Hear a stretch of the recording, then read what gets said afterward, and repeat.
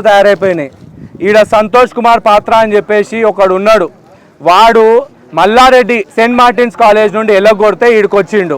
అది వాని బతుకు. వాడేం చేసిండు అని అంటే ఈడికి వచ్చి ఇప్పుడు మనం స్కూళ్ళల్లో కాలేజీలల్లో పిల్లల్ని మీరు చూసిర్రు, బుక్కులు కొనుడు చేసుడు ఇవన్నీ తప్పు అని మనం అన్నాం.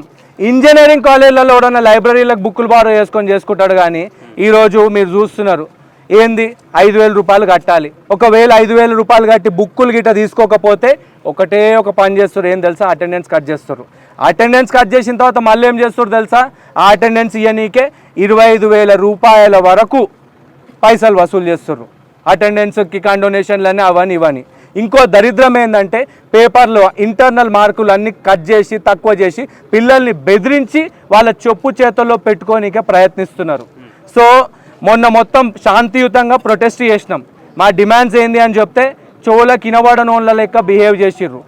వాళ్ళకు కంప్లైంట్ ఇవ్వాలని చెప్పేసి ఎస్ఐఆర్ గారు అన్నారు, ఆయనకి ఇచ్చినాము.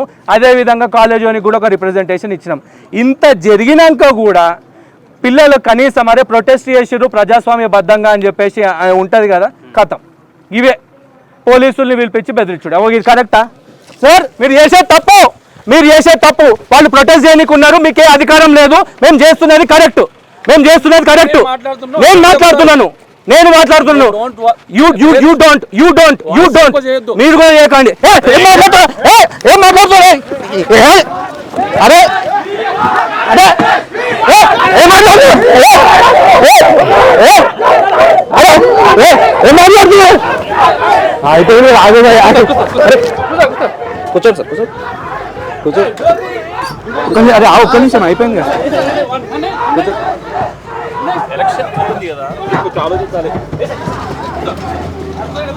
అరే మెల్ల మెల్ల మెల్ల ఏం లేదు.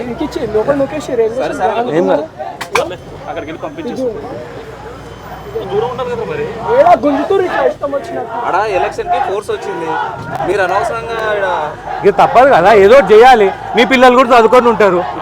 మీ టైం కాదు ఇది కరెక్ట్. ఎలక్షన్ కూడా నడుస్తుంది ఈ టైంలో.